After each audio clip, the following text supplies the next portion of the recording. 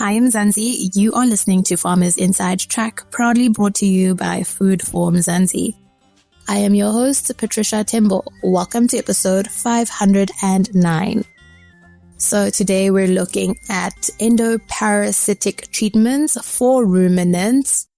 This episode is set to be both informative and practical as we welcome Kevin Pieterse, who is a sales representative at Kyron Agri, as well as a experienced farm manager.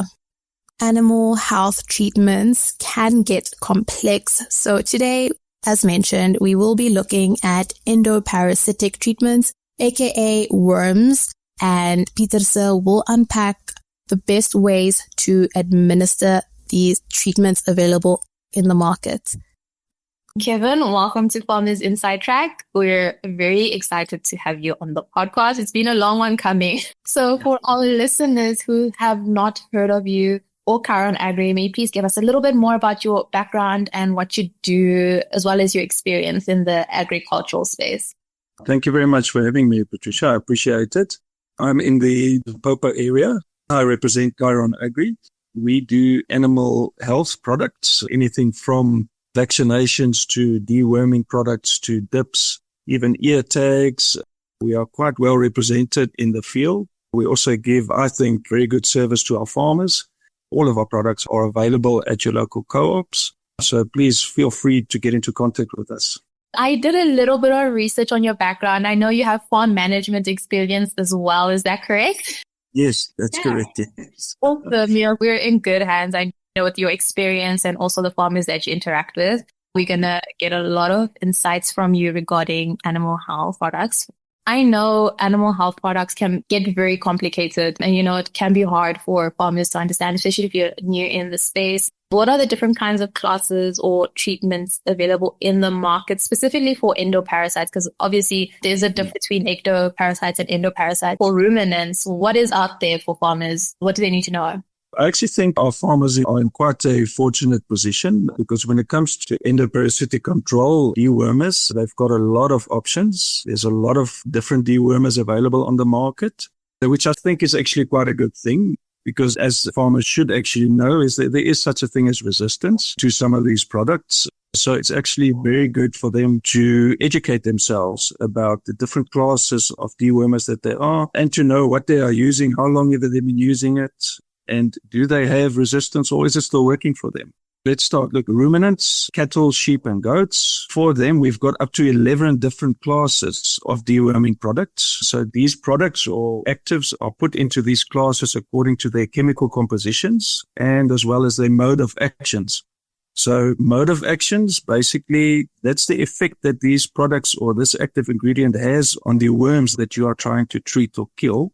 To explain it like this, you get what we call contact remedies or contact dewormers. That will be something like a levamisole, which is quite a popular treatment option. So basically what these do is, like the word said, it's a contact. So if the worm or parasite gets into contact with the chemical, it then kills it. Normally these are dosed into the mouth, so we call it a drenching. If you drench your animals.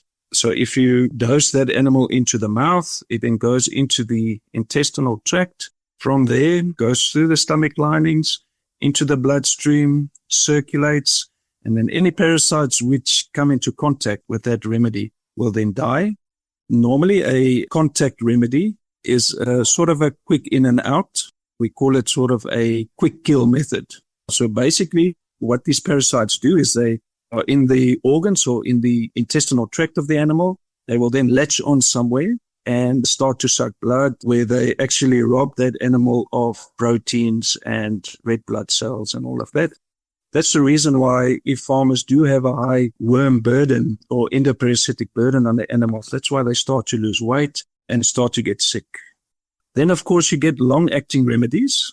Most of the farmers know these. The most popular one is ivermectin. Guys have been using it for a very long time. You get two options. You can either dose it into the mouth, whereas it will the same go into the intestinal tract, and then from there on go into the bloodstream, circulate, and then kill whatever internal parasite it comes into contact with. As well, if that parasite then drinks the blood of the animal with that active ingredient in, it will then also die. Injectable options as well. I think injectable options are a more popular choice just because the handling of the animals is a bit easier, and it's much quicker and easier to inject it than to dose into the mouth, especially if you have big animals like cattle and that. Once you inject that cattle or sheep or goat or whatever, nicely lift the skin, insert the needle and inject underneath the skin. That active will then absorb into the fat of the animal, will from there go into the bloodstream. From the bloodstream, circulate through the body, go into the intestinal tract as well, and then kill the parasites like that. So just a bit of background on the internal parasites. So it's important to know that there are many different types of endoparasites, let's call them worms, and they are in different parts of the animal's insides or intestinal tract. Some of them will be in the stomach, some of them will be in the small intestines, large intestines. Your liver fluke, for example, they obviously will be in the liver, and all of these have an effect on the animal, not only by it losing weight and condition, but let's take, for example, the liver fluke. If you as a farmer are selling your cattle and let's say your buyer gets liver damage, then that looks bad on you and it's less product for the buyer to use. So it's actually quite important. And that's the reason as well why these products are in different classes. Like we talked about the mode of actions. They actually affect different parts of the animal's body. That's where they target different worm species. With your short-acting dewormers, let's take, for example, what we call the white drenches. These are like albendazole or triclobendazole. They would have an effect on the parasite's energy metabolism, basically putting that parasite in an energy negative state. It will then eventually not have enough energy to perform its normal functions, and it will then almost become paralyzed. It will detach from where it's feeding and then die from there. We've got what we call yellow drenches. Like a very popular yellow drench is levamisole active. This, on the other hand, it also paralyzes the parasite. It has an effect on its nervous system. So it sort of overstimulates the nervous system of the parasite. That then gets overwhelmed. It then dies and then detaches. Then the active, which is also widely used, praziquantel, that is normally what we use to control tapeworms. So tapeworms is quite a problem in younger animals like calves and lambs. As well, paralysis effect. I don't know if the viewer have seen a tapeworm, but they can get quite long. It's quite a long worm. So it's actually very, very important to treat it. Normally, what I always tell the farmers is if you're at your kraal or if you're working with the animals, always look at the animal's dung. If you see a sort of like a rice pebble in the dung, that's normally a good indication that you've got a tapeworm problem. That's all that is basically a tapeworm segment which has come out. That segment again, full of eggs. Those eggs will stay in the felt. Once they hatch out, the cycle then repeats itself. I just want to mention as well that with the management of these worms, yes, it is good practice to deworm. It's important, but this also important is your management of your animals. You need to be aware of which endoparasites you have on your farm so that you can adjust your management accordingly. A simple thing like doing the correct grazing rotations and selecting certain camps, that will go a long way in helping to control your worm burdens on your farm. The long-acting dewormers, there I think the farmer is also quite spoiled with what he's got available. You've got something like the active closantel, which we normally dose with. That's got a longer working action on the parasites. And then, like we said, your popular group or class of dewormers, which we call your macrocyclic lactones. They are, for example, ivermectins, doromectins, moxidectins, and abamectins. Most of the guys know them as injectables, which we inject under the skin. They are very, very effective in controlling roundworms. Most of them fall in a class which we call endectocides, which actually control endoparasite and ectoparasites. Like ivermectin, for example, you will inject it and you will have control over roundworms in the intestinal system. You will control blue ticks. You will control mites and lice, for example. In sheep, you will also have the effect on nasal botworms. It's those small worms which irritate the sheep in the nose. That's why they're constantly walking, shaking their heads and sneezing. So you've got a lot of options. I'd like to mention a few products.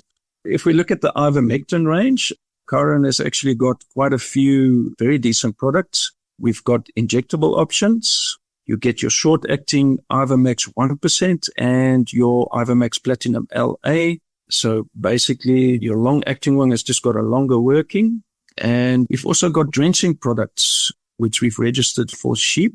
It's called Ivermax Sheep Drench. It's an ivermectin in a drenching form, which is fantastic. It works well on sheep, and especially the farmers in the Free State are very keen on it.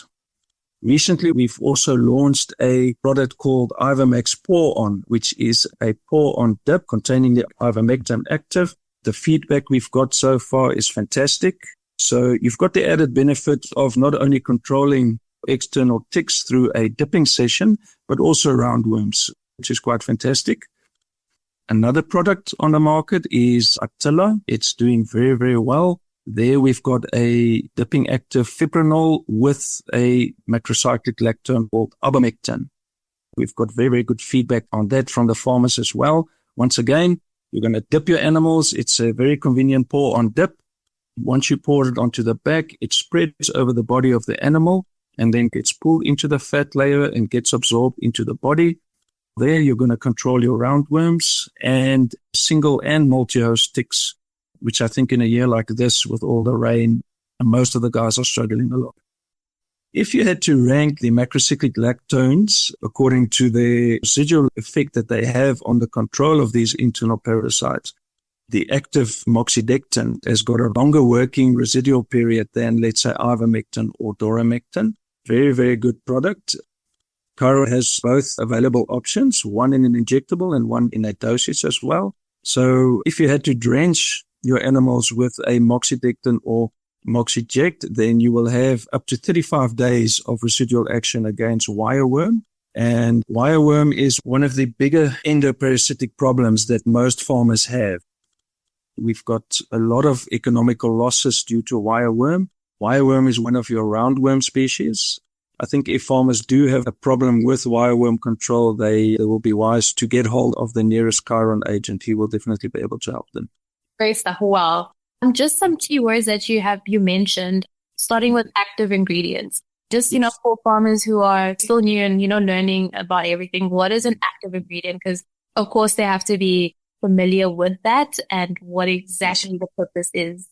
So the easiest way to explain it, the active ingredient is basically a molecule which is put into a form that you will be able to introduce it into the animal's body, whether it be in a drench or an injectable or whatever. So that molecule will then, like we said, it'll go into the animal system, it will go into the bloodstream and then start to interact. The different active ingredients or different molecules, they've each got a different approach to how they attack or affect these roundworms.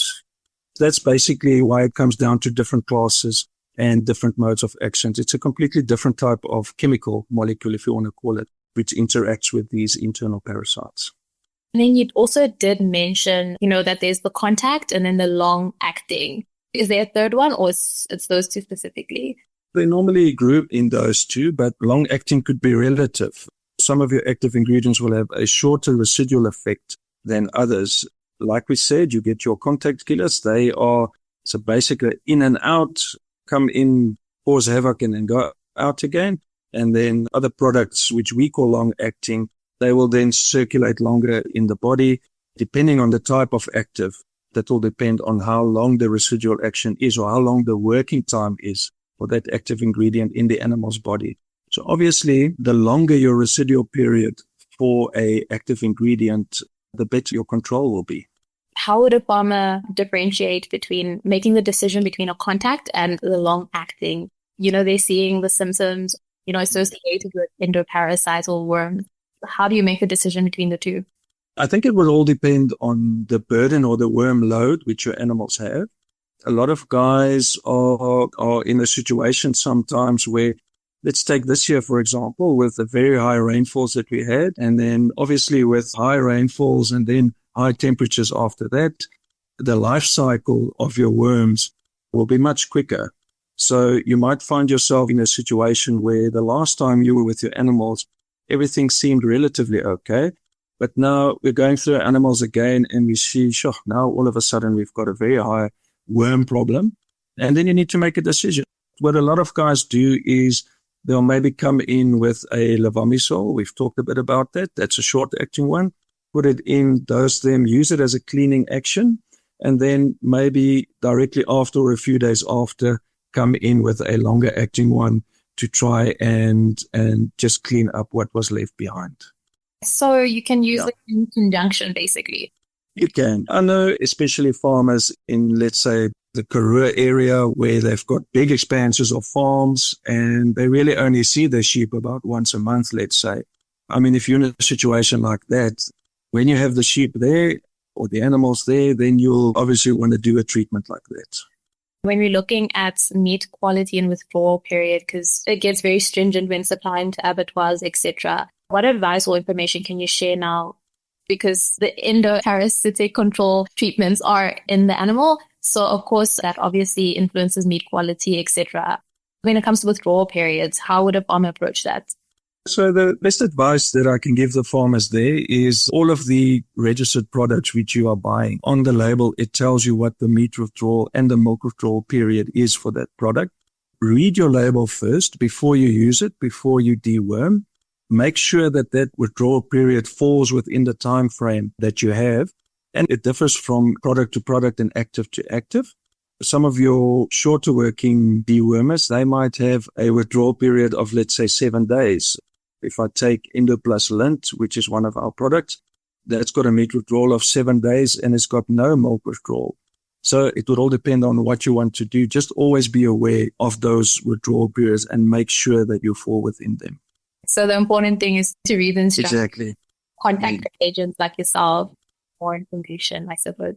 Looking at broad spectrum and species-specific treatments, I know you mentioned that with the long-acting treatments, you get instances where it does target both endo and ecto. So maybe if you can speak a little bit more on like determining if you need the broad spectrum or species-specific. Yeah, you can approach that from a few different angles. Let's start with the insecticides, which is your internal and externals. What most of the farmers like to do, if we take that for an example, your long-acting treatments like, let's say, Ivermax Platinum LA or whatever, comes in very, very handy here over November, December period when you know I might be going away for the holidays and I'm not going to completely have my finger on the button as I should. Then I would consider something like a long-acting one. Then you know at least you've got good coverage for a decent amount of time. The same with Attila. When to use a broad spectrum or a species-specific treatment, it comes down to keeping your, let's say, your finger on the pulse of your farming operation. It is very important, as we know, not just to dose just because you think you should. We've got a very good system, which is called the 5-5 check-in system, which we use. And that will normally help you to determine which animals have got worms and which don't. So the 5-point system, it's quite simple. When you go through your animals, start at the front. I'm going to look at the nose. What do I see there? Are there worms like nasal pot, especially in the smaller animals? You have those sheep walking around sneezing or that just have a congested nose. Sometimes you might even see them sneezing out those worms. Start in the front of your animal, check the nose, look for blockages, look for worms, move to the eyes. There's a very good system which was developed by Dr. Fafa Malan. It's called the FAMACHA system. I'm sure most of the farmers know it. Once you finish checking the nose, move to the eyes, check the mucous membrane of the animal, compare it to your FAMACHA chart coloring. A healthy animal will have a nice pinkish mucous membrane. And then if you have what we call anemia, which means higher worm burden in that animal, it will maybe have very light to a white-colored mucous membrane. You can then compare it to your FAMACHA chart and then make a decision on what you're going to do. Normally, if we check for anemia and we check those mucous membranes, culprits there will be wireworm or in some cases liver fluke as well. So just by knowing what affects different parts of the animal, that will already pull you away from a broad spectrum treatment to a more specific treatment. And then once you're finished with the eyes, move down, look underneath the jaw. There's a symptom which is known as bottle jaw, where you will have sort of like a hanging skin at the bottom of the jaw. All that basically is it's a accumulation of fluid due to a protein deficiency from a high worm burden. That as well, main culprit there will be wireworm, can be liver fluke as well. So check for that. A very simple thing to check as well while you are going through your animals is check the coat of the animal. If it's got a dullish color or it's just not looking as shiny as what it should, and then that will also be a good indication of either malnutrition or a worm burden. Another thing which I think farmers should educate themselves about is doing a body conditioning score.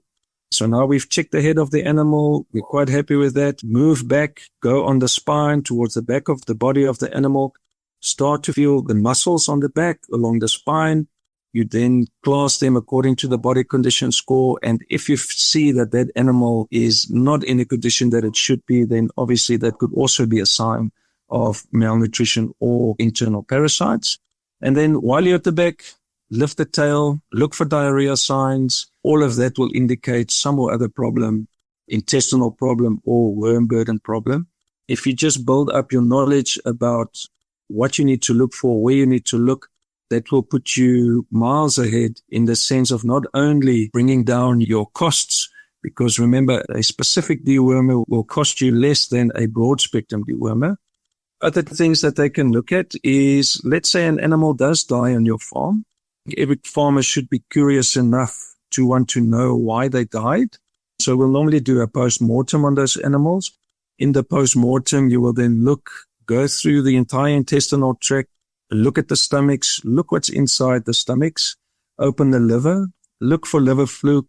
If you open the stomach, go through the stomach innards, look for something like conical fluke, and then your small and large intestines. Check inside. You need to know what's going on there. That's normally a very good indicator. Another thing that farmers also needs to keep into consideration, if you are constantly deworming a certain animal or a selective few animals, at some stage you're going to have to think about maybe culling those animals and try and bring the resistance in your herd just to a better place. It's an interesting point, having to make the decision to cull animals, I think, to lower resistance. But maybe if we can touch on dosages, what advice you have with farmers, and if you could perhaps also touch on when is it necessary to bring a vet in when it comes to dosing or giving the animals a treatment. When is a vet necessary?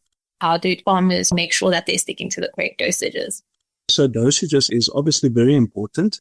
It all starts with the weight of the animal. So any deworming product or any product you buy, those recommendations that they give you will be a certain mil or whatever the unit is per kg of animal. So the biggest problem we have there is not all of the livestock farmers have got weighing scales that normally put some guesswork into the weight of the animal, but it doesn't necessarily have to be like that. You will at your co-ops or even at your vets, there are what we call weight belts. They are not very expensive. You can buy a weight belt, which you then put around the chest of the animal. That will then very, very accurately tell you what the weight is of that animal. That will then help to calculate your dosages. I think it's important to touch on that as well, because overdosing can get dangerous with certain active ingredients. I think underdosage is a bigger problem than anything else, because what we are doing is we're introducing that active ingredient into the animal's body. You will, to a certain extent, have some resistance to an active ingredient. But once you start to underdose, you'll be in a scenario where you are actually starting to build up resistance in your herd because your concentration of your dewormer is not what it's supposed to be. I think the farmers need to be very alert on that. Underdosage is very, very dangerous. Touching on the vet, that would depend. If the farmers are not sure how to approach deworming, when and where and what, we're going to touch a bit on that now. When to do what or what product to use, they are more than encouraged to approach their vet to help them to set up a nice program for them, and also state vets, which are available for most farmers to get into contact with. If you're not sure, you can also contact your nearest extension officer. They will be able to help you. And then, of course, contact your nearest Kyron agent, Kyron representative. We will also be more than willing to help you guys with that. I think when it comes to calling in a vet to help you with day-to-day things, that will depend on the farmer. I think experience will play a role there. The longer you farm, the more you've struggled, the more you've learned. Farmers in general are curious. They like to learn. They like to try new things. Go to the extent where you feel comfortable, and then anything after that, yes, call in a vet. They'll help you. You mentioned how the weight of the animal is important in terms of determining the dosage, and some farmers not having access to weighing belts, etc. Just to mention that there are organizations as well, like RMIS, who the equipment and information and resources like that available. I think it's something we always mention on People in Mzansi that, you need to either join associations, so you get access to these that you otherwise wouldn't. And just to throw that in there, how do you go about determining a program that works? When it comes to deworming and setting up a program for yourself, it's important to know that we normally have two approaches when it comes to controlling our internal parasites. We've got preventative measures, which we take, and then we've got preventative treatments and tactical treatments. When it comes to preventative measures, our focus there is mostly on the three main production stages that the animals go through. Those three stages are the breeding, calving and lambing, and weaning stage. Normally what happens at those three stages, it's quite stressful for the animal. What we want to do is just lighten the load for that animal, especially when it comes to internal parasites. So normally what we recommend is we can start that breeding about 6 weeks. Let's start with cattle. So 6 weeks before breeding, that's normally when we want to come in. We want to prepare those animals for breeding so that we know when we get there, they are ready to go. So 6 weeks beforehand, we'll come and we'll do a deworming as well as a vitamin and mineral supplementation.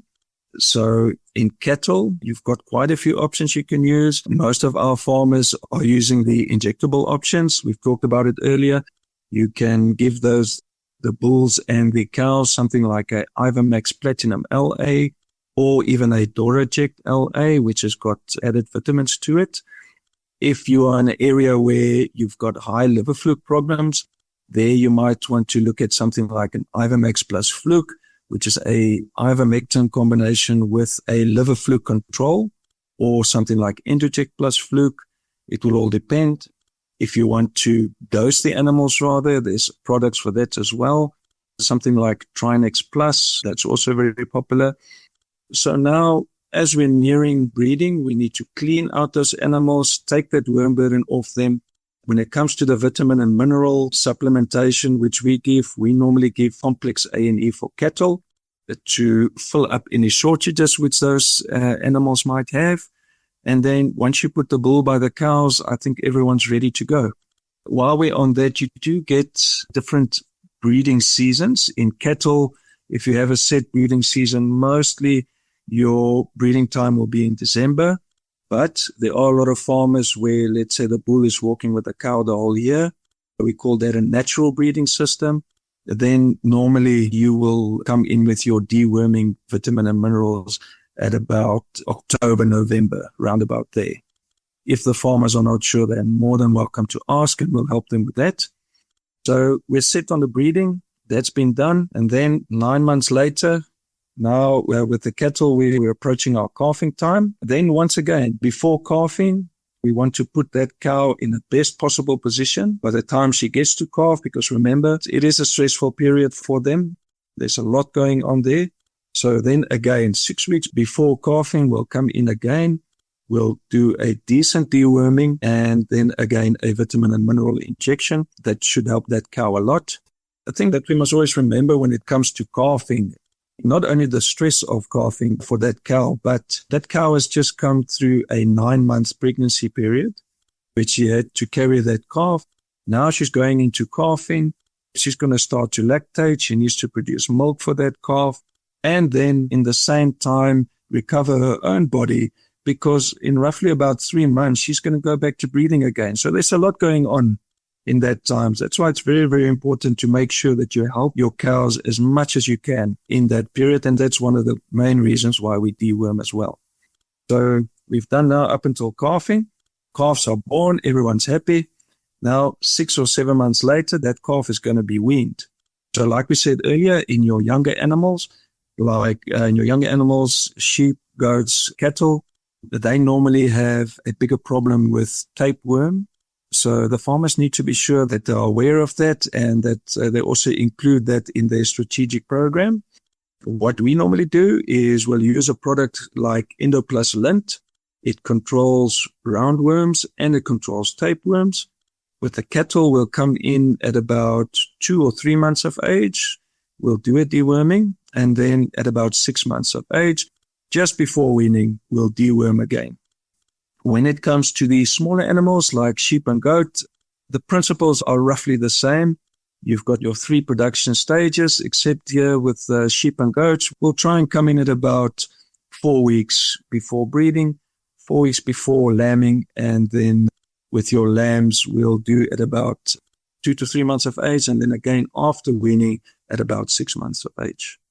For farmers who are wanting to know if it's possible to get tailored programs or, customized, to their specific situation or their season, is that possible? Is that something that they could get from Kyron Agri, or is there a way that, they could get assistance in developing the program? Yes, definitely.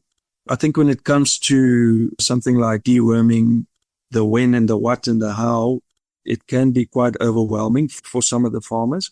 They must definitely not feel that they are alone. There is help out there. They are more than welcome to, we said earlier, contact their vet. And as well, Kyron Agri is available. If they are not sure how to get hold of us, they can go on the Kyron Agri website, or they can go to the nearest co-op and just ask to be put into contact with the Kyron representative of the area. We will be more than willing to help them. So today we're just talking about endoparasitic controls, but every farmer should have a larger management program regarding worm control, external parasite control, vaccinations, and so forth. They must please make contact with their nearest Kyron agent. He will help them. What we normally do is we've got a basic program which we start a farmer on. Management program like that, it's a living thing. It's something that you adapt and adjust as you go along, because the more you put into it, the more you're going to realize, I've got this type of parasite, I don't have this type of parasite, so we're going to adjust our approach to this. But yes, they must please feel free to make contact with us. Coming to the end of this conversation, you shared so much information. So I know our farmers are sort of spoiled with insights on how to approach endoparasitic control. Is there anything else that you'd like to touch on that we haven't yet?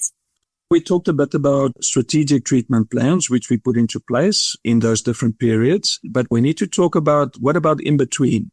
What am I doing in between if I see a problem? We talked earlier about the 5-point check, which you're going to do on your animals, which is the FAMACHA and all of the other things you're going to check for. So in between your strategic treatments, you are going to have what we call tactical treatments. There, it's very, very important for you to go through your animals, do your checks that you need to do. And then if you identify a problem, that's when you'll come in and do a tactical treatment. This allows you then to only treat individual animals and not the whole herd as a group. Once again, coming back to fighting resistance and that, I think it's quite important. So in between your strategic periods where you are going to do deworming, make sure you do your checks. If you identify individual animals who have got worm problems, then only treat those individual animals. It will do the farmers well to go on the Kyron Agri website. There is a lot of information there. They can also download the Kyron product catalog. And then one thing we didn't actually touch on is in the Kyron catalog, when it comes to the deworming products, they will also find the different classes under which all of these deworming products fall. So according to law, all of the deworming products which you see on the shelves at the co-ops, they have to indicate under which class the different active ingredients in the deworming product falls under. They're more than welcome to go on the website, download the catalog. All of our deworming products are there with the classes under which they fall. And then they will know if they do have a, let's say, resistance problem with a specific class of dewormer, that will show them, listen, okay, if I'm using a class 1 deworming product, I know I need to move to another one. As well, in the product catalog, at the back of the catalog, there are management programs, which I think the farmers will find very, very helpful. In those management programs, there are guidelines for deworming and a lot of other things as well. Like, how important is storage for farmers in terms of the treatment? is very important. So the main thing you need to know about these deworming products is they just mustn't be in direct sunlight. That's very important. Very high temperatures, I think, can play a role. So just keep them stored somewhere in a cupboard or somewhere where they are not in direct sunlight. And another important thing, which I just thought of now as well, remember these deworming products, before you use them, make sure you shake them well so that you can mix that bottle properly. And then obviously a simple thing like check your expiration date. That's quite important. Thank you so much to Kevin Pieterse, who is a sales rep at Kyron Agri. For more information on this topic, you can visit www.foodformzansi.co.za. And that brings us to the end of this episode. Remember to subscribe to our podcast on your favorite platform. From me, Patricia Tembo, our technical producer, Megan van der Vent, and the rest of #Team Food for Mzansi, thank you for listening.